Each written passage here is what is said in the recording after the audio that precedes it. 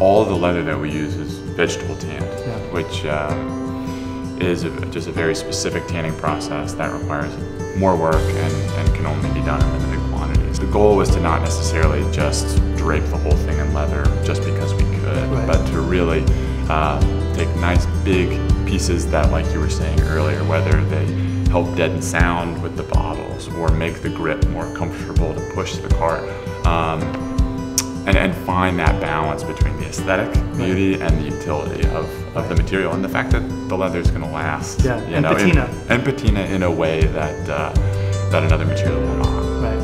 The case itself, the structure is put together in, I would say, rather conventional ways with dados or a locking miter joint for structural purposes. The additional things that we added in, hand-cut dovetails as opposed to just cranking it out on a router or cutting the mats that fit into those compartments.